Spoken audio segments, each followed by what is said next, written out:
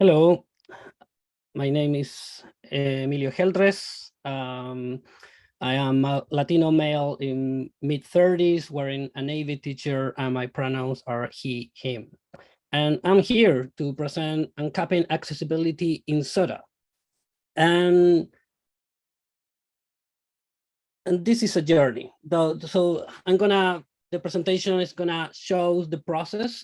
This talk is about the process we did or in the implementation of the accessibility menu in Candy Crush Soda. So as you can see, it's like 6 steps we are gonna go through. So the first one, and at first, as you can see, are many steps, and was a lot of people involved. In fact, 33 people in overall. So many thanks to them. I wouldn't be here if it wasn't for them and for their passion for accessibility. So just to start, we are going to start in the first step, which was the survey. So this is, we did a survey. We have a group of accessibility advocates called Alligators at King, and we partner with player initiatives in the work of accessibility survey for Candy and Soda. And this survey sample was 20,000 players in each game, so 40,000 in total.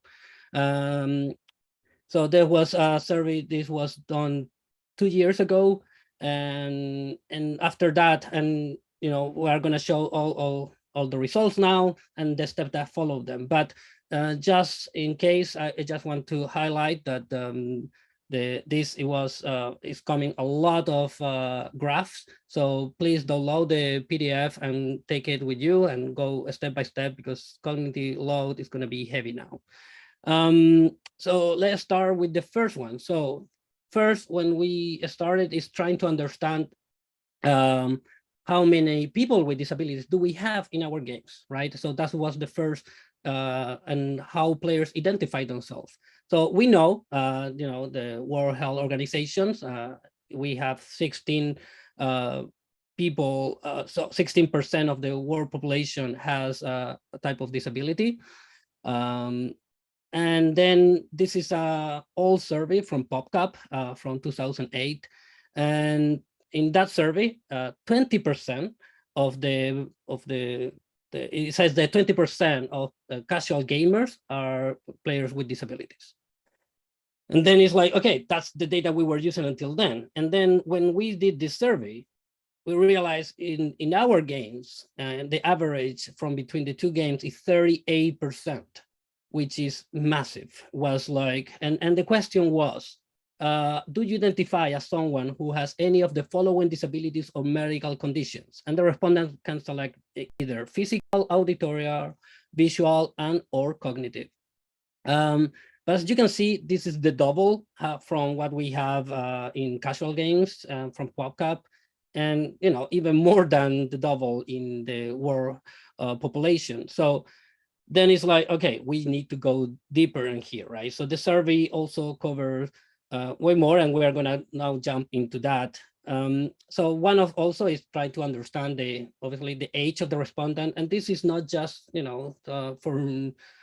for whatever reason. This is key because the likelihood of players saying that they have a disability is increasing with ages. So, and as you can see in our players, the age of them normally is 75% of them, or in 80 in Soda, is over 45 years old. So the probability to have even one disability, more than one, is really high.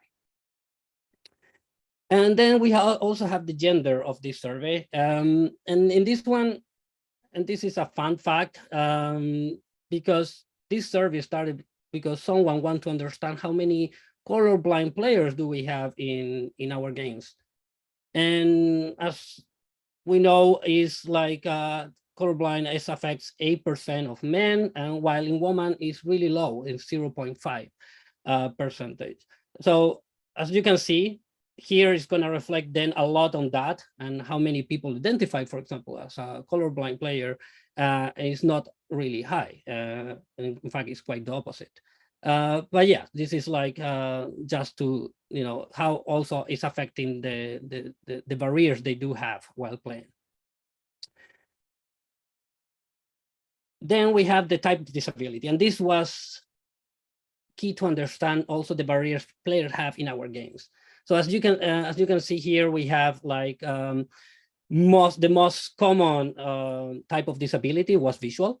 Like a quarter of Candy players identify having a visual type of disability, while a third of the players in Soda have a type of disability, visual disability.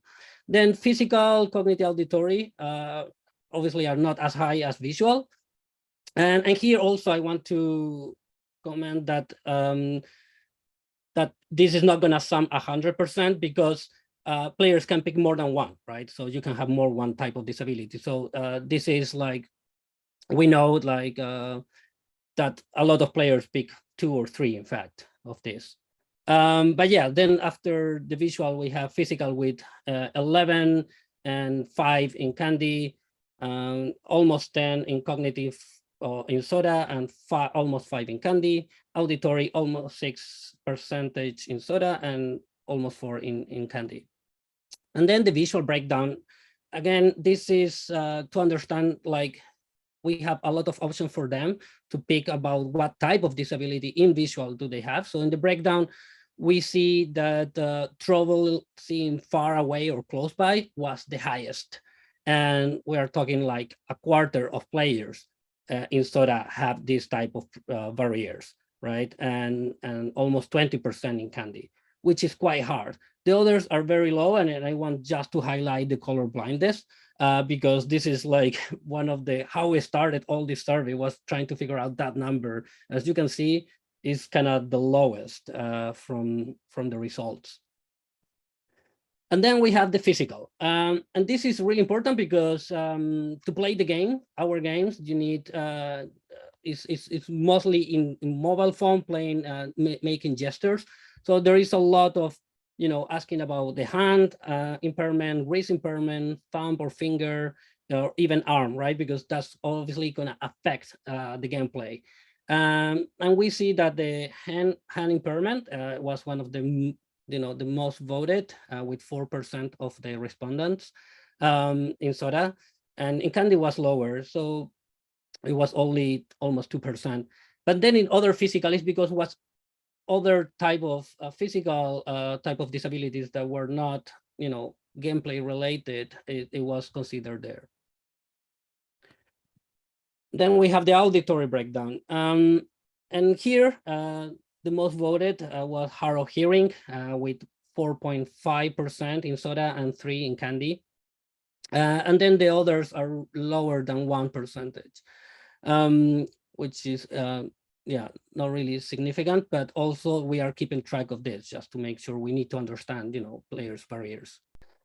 And then, no, it's not just about having disabilities, but also to understand what if that implies having a challenge, right? So we asked in both games for players with disabilities, and we figure out like a quarter of the players with disabilities have challenges while playing the game, and that's massive. That's a lot of players that have some barrier, a really difficulty while playing the game because of this. Something we added in when we did it in Soda, because that was later than Candy, it was asking the same question to players without disabilities. Because we know that when we are doing accessibility features, this is not going to be just used for players with disabilities. A lot of players without disabilities use it as well, and that's why we try to understand also, yeah, what challenges those players have too. And we see that is 8% of the players without disabilities also have challenges while playing our games, at least in Soda.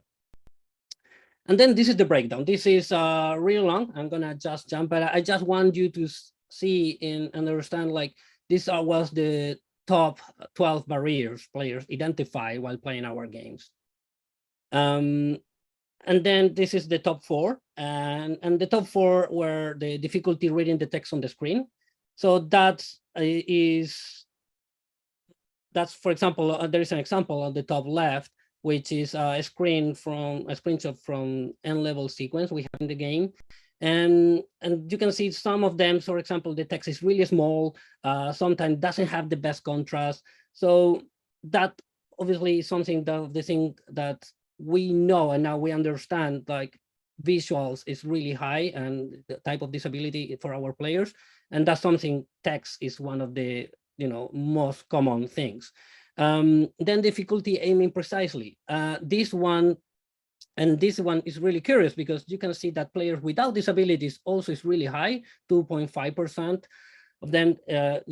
This is a challenge they have, and this it means like they try to swap a candy and they swap sometimes the wrong one or another one by mistake.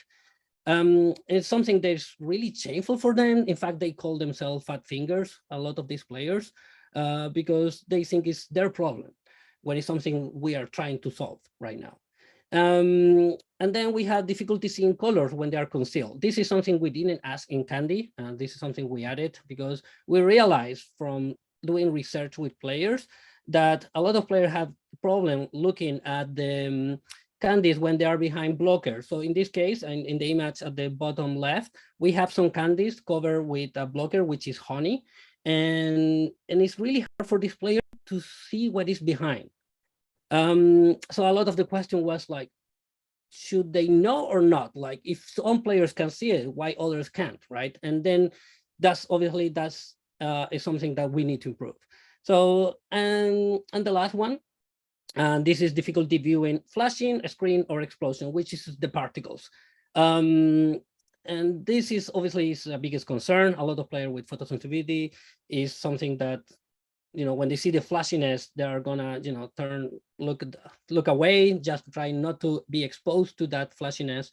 So this is obviously something that we were aware, but this is like given out the numbers of how many of these players, have challenges with this. But then we also have like, what is the severity of this? And this is players telling us, like, oh yeah, this happens a lot, and that's the frequency. But the severe is like, no, I need to stop playing because of this, or it's something that, yeah, I cannot play because of this. So I think there's obviously as one of the key parts is the flashiness and explosions. Like it's very severe. It was one of the most voted. That's something, yeah, that I can need to stop playing because of this.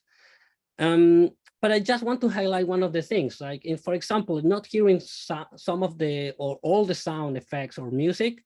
Obviously, it was something that players see as a challenge, but at the same time, it's also that it's not really severe. Like half of the player that says that it's not as severe at all, not having sound, for example. So that's also one of the insight we got from this. But just want to highlight, so we have like the top two, which is the highest prevalence, and then we have the other, which is the highest severity, like where the like half of the respondents like said this, like, no, this is severe, like, or somewhat severe. So yeah, this is like the four main topics at the end that we were looking at. And then we were also understanding why they play, right? And if there is any difference in between players with or without disabilities. So we see that there is no big difference in between playing because passing the time. But we see a big difference in the players with disabilities. They do try to challenge themselves and have a sense of achievement while playing. And this was across both games. And then also is the mental benefit or physical benefit. So this is like how they see and the game, just playing Candy Crush Soda or Candy, benefit them. So player with disabilities says that generally improve their concentration skills, improve hand-eye coordination, improve memory, and even has learning opportunities while playing Candy. So this was really interesting because, as you can see in players with without disabilities, it's not as high. And then we also have the data from players. So we can track not just the survey, but also how they behave in the game. So we track them through 3 months and saw how they behave and during those 3 months. So we have the game rounds, which is the number of levels attempt, and the sessions, which is the continuous periods of time playing. And we didn't saw any difference in between players with or without disabilities. So that was not no surprise there, but here was a big surprise for us. We were not expecting this. So players with disabilities spend more, in between 12 and 19% more during that period of time. And also they have more play time. And that's playing more between 5 and 9% more, the players with disabilities. And then that was the survey. That was like, okay, now what? So that we jump into a workshop. It's like, okay, we have all this data. So we need obviously to prioritize. This is a lot of things to do. We have these 12 barriers. So where do we put our effort, right? And as I mentioned before, we have these 4 big chunk because of the severity or the challenges. And it's like, okay, let's focus here. So we prioritize this for the difficulty reading the text on the screen, difficulty in seeing colors when they are concealed, difficulty viewing flashing screens or explosion, and the difficulty in aiming precisely.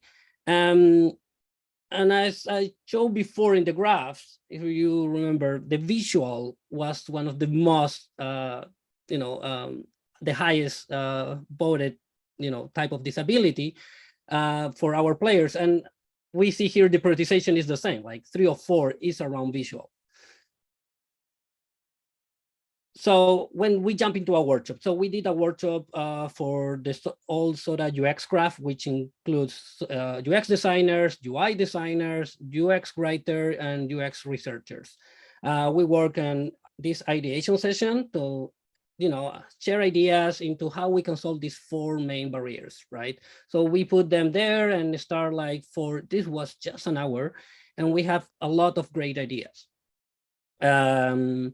So these are the results, how we try to solve this problem. So for the difficulty in reading text on the screen, we were looking to create text guidelines, support the text size, have more readable fonts, and also support voice over text. For difficulty in seeing colors when they are concealed, like we were thinking shapes are visible through the blockers, so you can, even with the blocker, you can see what is behind. And the blockers maybe cover half of the candy instead of the whole thing. For difficulty in aiming precisely, where it's like, maybe we need the assume option. And the precision, or adding a new option, which is precision help. And that's something that I'm gonna cover later. And then we have also difficulty in viewing flashing a screen or explosions.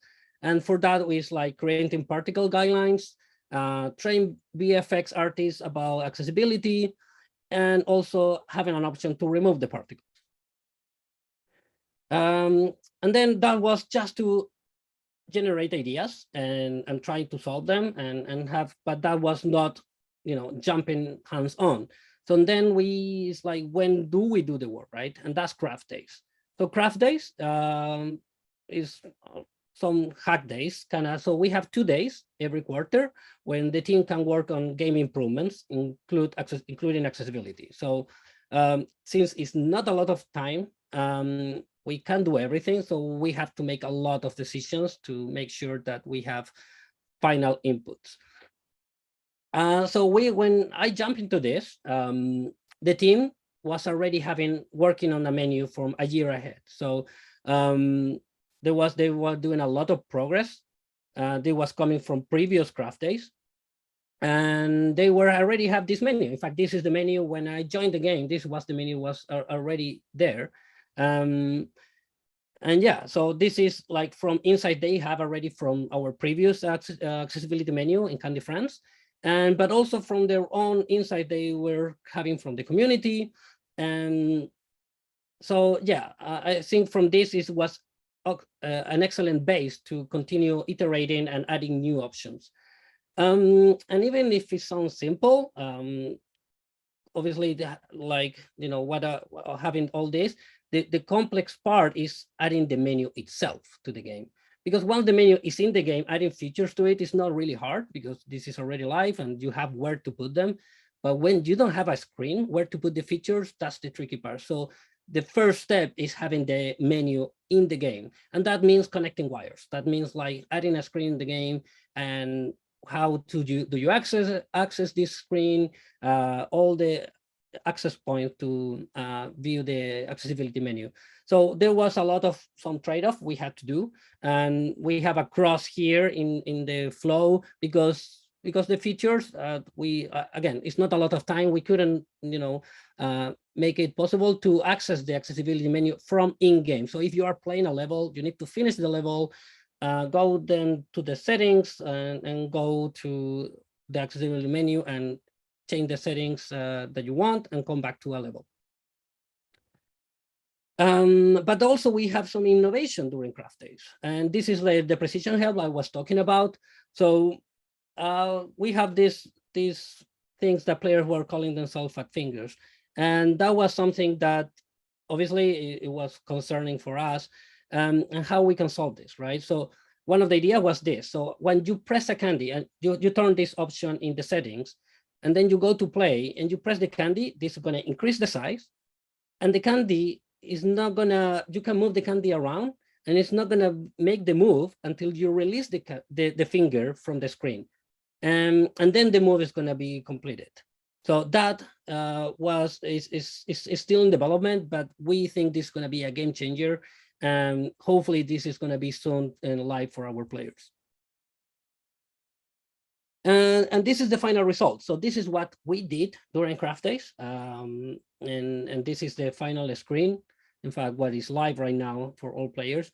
So I'm gonna go cover from top to bottom. So first we added we couldn't do all the things that we wanted to do, again, because we have only 2 days every quarter to do this.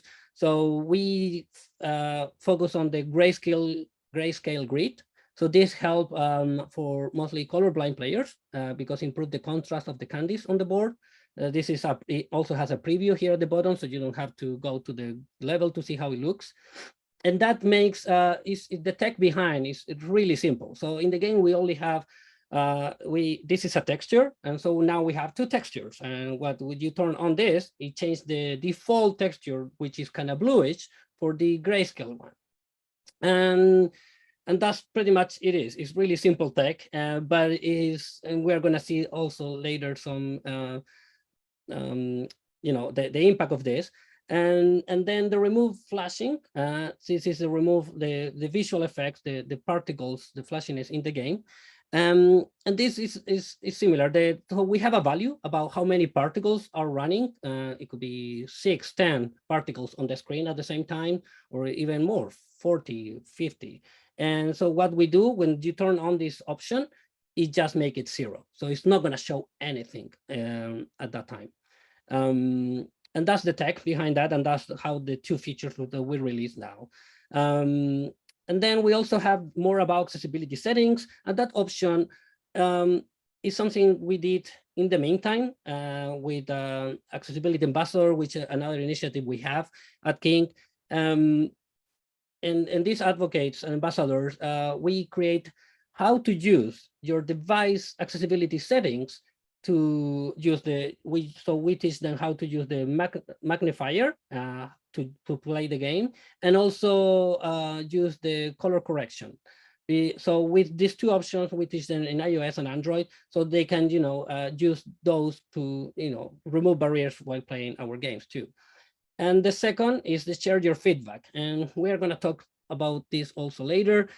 So this one, when we release it, is a form. So you press here because what we wanted, and this is being key for us, is listening to our players and listening about accessibility, listen what are the barriers, and they're super open and share a lot of that with us. So we want is like, okay, just having an open channel for them to just contact us and send us their feedback. So So this is what it went live. Also, one of the past, we have a UX writer also checking all this, making sure that we use plain language and to make it more inclusive, thinking also on players with cognitive disabilities. So that's when we're going halfway this journey, and now is coming user test. So user test was key for us because obviously we did the survey, but we need to make sure that the things we did is going to have impact in our players, and that means like testing with players with disabilities, and specific this two type of disabilities, right? So we were looking for the grayscale grid, that specific feature. We were looking testing for player with color blindness, and the remove flashing player with photosensitivity. There was obviously a lot of process about legal involved, about GDPR and how we do the screening. So it took a long time, but we make sure to do it because this was key to make sure this was to have the impact we wanted to have.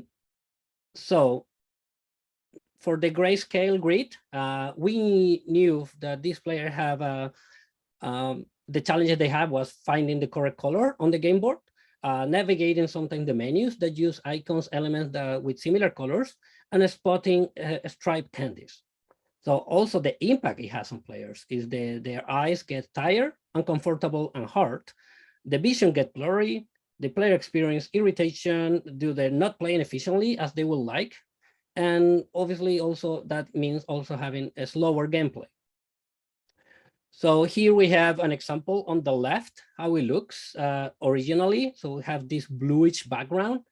And on the right, we have how it looks with the option turn on and have this grayscale. And the contrast improves a lot. So this is some feedback from the players saying the grayscale just makes the contrast better between the background and the pieces and between the pieces themselves. So that's what we were looking. And so the player reaction to the feature was like the players can see the candies better and more clearly. The colors of the candies seem less bright. There is more contrast for the candies. They see the candies more quickly too. They feel like they're playing better and the colors pop out more. Also, obviously, the background seems darker, which it is. And it also helps them to focus better. So this was great. This is exactly what we were expecting. So this was having the impact we were looking for, and that was like thumbs up for us. And then we have the second option, which is the remove flashing, right? So for this one, is like we have this, the challenges is the laser beam-like animations, the brightening of the colors, the deepness of the color, the sharp, sudden visual movements, the rapid visual movements, and consecutive flashing in a sequence. But the impact is watery eyes, strained eyes, painful eyes, headaches, sinus headache, and dizziness. And now I have a disclaimer. I'm going to show the game how it looks with particles. So I'm going to let you know when the particles are off. So just to see how the game looks with the option on and off. So, sorry. Yes. So there's going to be a lot of flashiness and particles right now. So, and this is explosion, the grab candies, and all that could be a lot. This is just one level. Imagine playing 5 levels in a row. And now I'm going to show the other option. So yeah, it has some little flashiness, but this is because it's not a particle, but just I can let you know when this pass. So this is like, that is not a particle, but all this, you see candies disappearing, but there is no explosion, no grabbing candies, explosions. So it's just candies disappearing. So a lot of the feedback from players is like, oh, I feel like I'm missing things, but at the same time, I can play, I don't have the headaches, I don't have the watery eyes. So it's like, it's a trade-off for them. So yeah, we know we can do better here, but this is some feedback from a player. So generally has improved my overall experience. And I just think it needs to be promoted a lot more because it is really, really valuable. And that's great to hear. That's exactly what we were looking for. So other player reaction to the future. So they impact their gameplay in how experience and how the game can be played. it is easy for them to focus on the screen. It is easier on their eyes. It does not strain or hurt them as much. Their heads do not hurt as much. The absence of a strong contrast between bright and dark colors is beneficial for them. And also the player think it will allow them to play longer sessions without having to take breaks. They also will be able to play during evenings and play even when their eyes and brains are tired, which they couldn't before. So that for us, it was like, okay, this is ready to go live. Going live doesn't mean going live. We need to test. So what is tech test? So is A/B testing and making sure, like, when this is very common in tech and especially in mobile gaming, to understand also better the impact of a feature, and also to make sure also we don't have a negative impact on KPIs. And that's why we tested it. So first, here, maybe you can find out when we released the feature. So this is one of the first things we realized in the first couple of hours when it was released. All the players were using the share your feedback to communicate player support about whatever else that was not accessibility. So that was like, okay, player support next day was like, what did you do? And it's like, oh, we released this feature, and it's like, oh, okay, we need to turn it off. And so what we agree, and that was a hiccup we had, that the feature was supposed to be tested with only 5% of our players, and it was live for 100, so all of the players, for 24 hours. And that's why it was so massive, that chunk of tickets in player support. So player support couldn't handle all these. As you can see, this is not a normal day in player support. So we have to figure out what to do. And what we agreed to do, and talking with community too, we have a really strong community of players who are really engaged. So what we do now, that same link, it's gonna open the community post where we talk about accessibility, and we ask there about accessibility feedback. So it's not creating a ticket for our player support, and instead it's going to the community where players can post their, give us more feedback or read what other players are saying, or even when we receive some kudos from players there. But when we release it again, the next day after that hiccup, the feature was tested with 5% of our players. Nothing was broken. And we also saw an uplift in gross bookings between 1.21 and 2.15%. So that was, a big surprise. We were not expecting, having positive impact just because of accessibility menu in our game. So that was also just good news. So we were not just breaking anything. We were also having, impact in gross bookings. And then looks like we're ready. Like we passed all the things, like all the stages.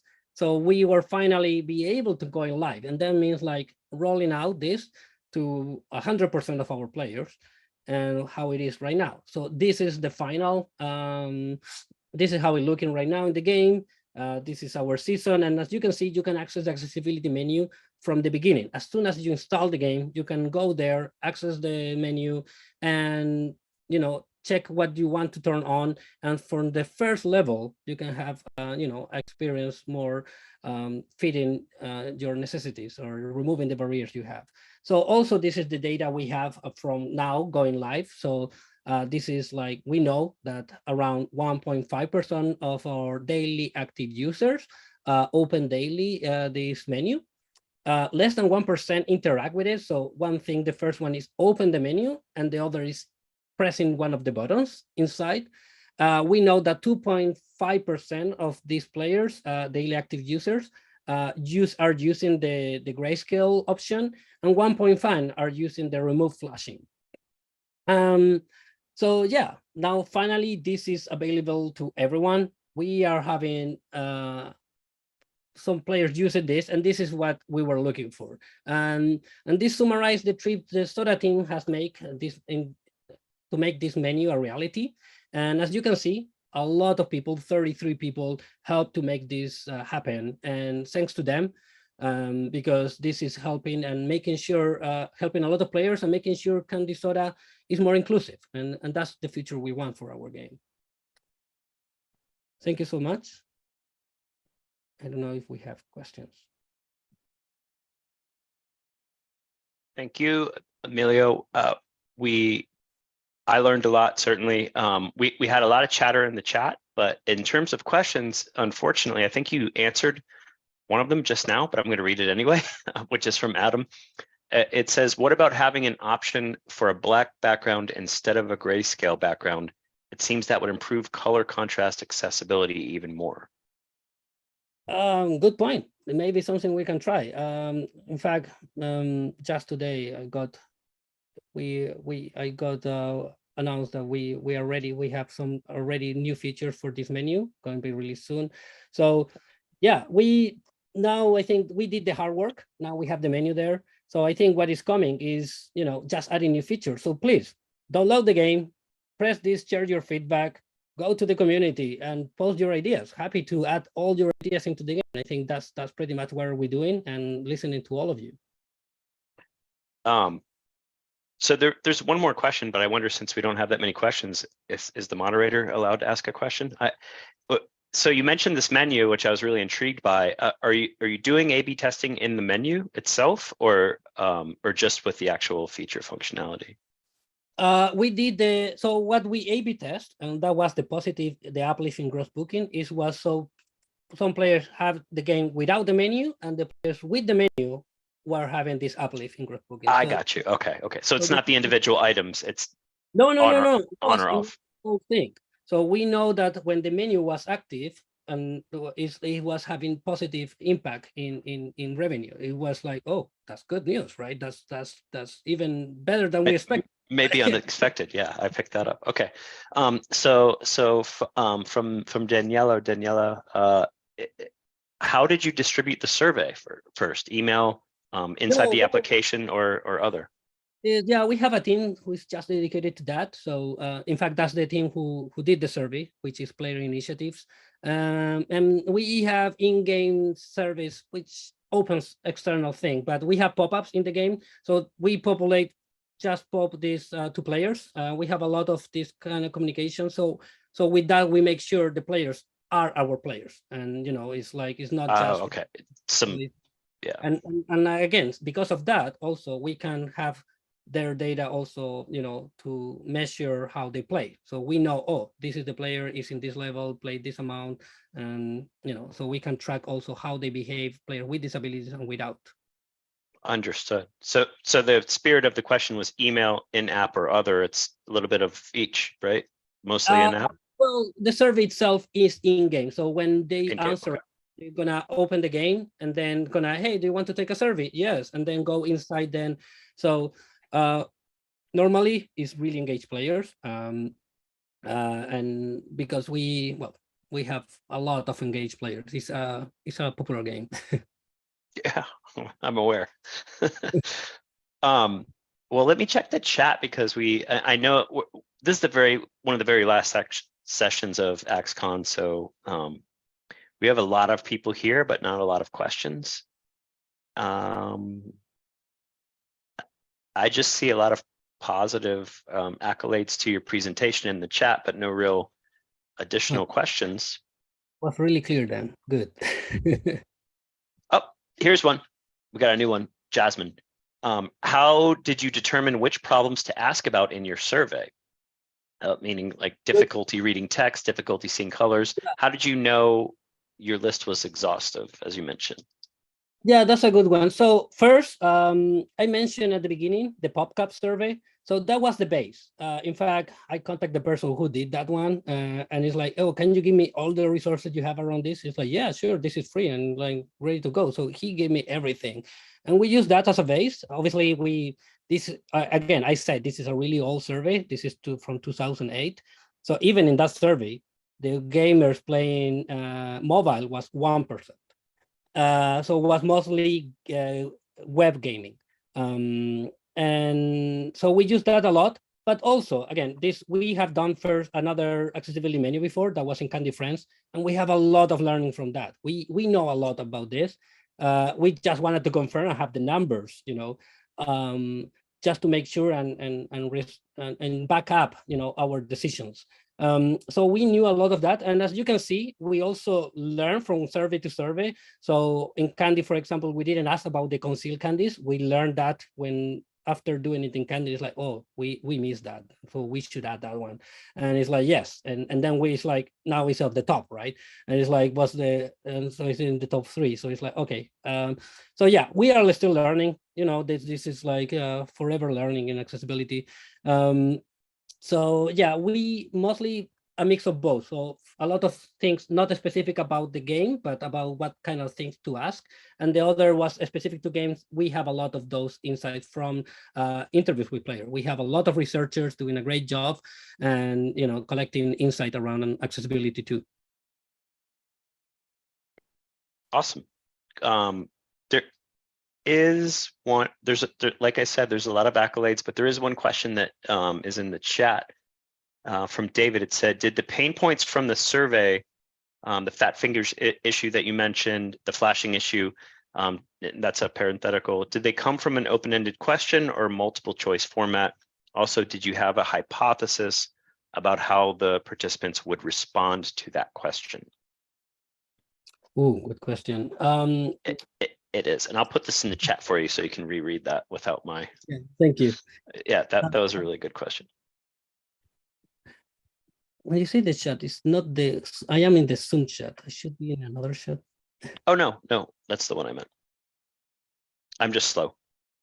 Okay, so yeah, the survey is, so yeah, they can pick more than one. Again, in a lot of the things, they can always pick a lot of the things. So we give the options. We also, in all of them, have other, so they can also add other things that we didn't cover.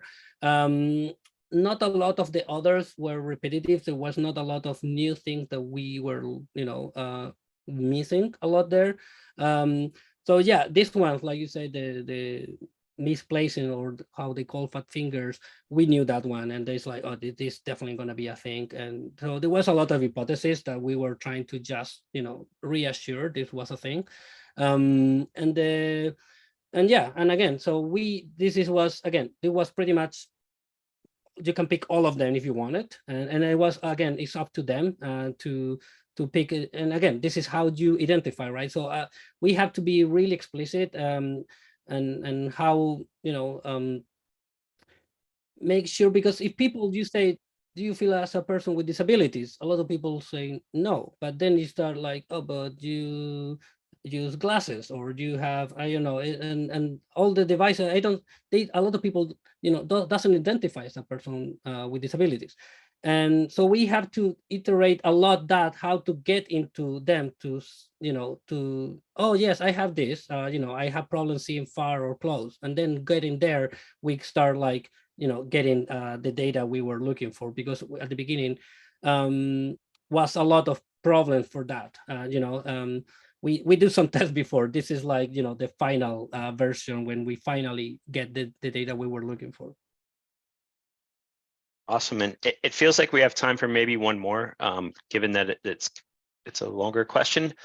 This customer-centric approach was awesome, but given the modern world, do you suggest us to develop applications with these accessibility key points in mind, or shall we wait till we determine what kind of consumer base we have by using the survey? It's a tough one. Yeah. Yeah, I think first, and I think it changed a lot on things, right? These are all games. Candy Crush turns 10 years last year, so it's 11 this year. Soda is gonna be 9 years now, this year. So we couldn't, like, we need to understand who are playing our game. We are not just like, so for us, it's like, who is playing our game, right? It's like, it's player with disabilities. And again, we saw, it's like, oh, we have a lot of people over 45 years old, right? That's how it started. It's like, and that means like the probabilities to have someone with disabilities are really high, or even with more than one. So I think my mom plays every day. For example, see? And that's one of the things, right? And I think, like, if you're starting a new product, I think it's the different approach, right? It's because, yeah, where do you want to aim, and understand that that player or that user, right? This is app or games. In games, it's changed a lot. Again, it depending if it's a new thing or it's like a live game. Now, the focus now on game is the model is live ops, right? So the games are live and you keep them live. So that's pretty much my approach. I think it depends a lot on if it is something you're going to start from scratch, when maybe just you can iterate in a different way. In this way, we couldn't do that because we need to understand who is playing our games. Again, we have millions of players, and that means like we need to understand, okay, that's why also the base was so massive, 20,000 players in each game. To just this survey took a long time to collect and to process all that data, to collect the data from not just quality, but also from quantity. And it was like a really good job, good work from researchers and data scientists. And yes, I think like that was one my insight on that one. I think like for us, we didn't have many options. It's like, okay, we need to understand our players, and that's the base. Great answer to a great question, if you ask me. We're doing really good on time, and I don't see another question pending right now. So Emilio, if you had any parting thoughts or places that you wanted to send people for more materials, that again, we're going to try to make those slides available with the caveat that they're highly visual. But yeah, it's rare that we have a couple minutes left. So any closing comments? I just want to, well, first, thanks to the whole team helping in Soda make this a reality, to all the people at King advocating for accessibility. This is a massive work. Again, I just count 33, probably I'm leaving people behind here, but it's a massive work. Research, workshops, craft days, and A/B testing, so all that is step by step. A lot of politics to do in between, convincing people why this is important, why this is going to have a big impact.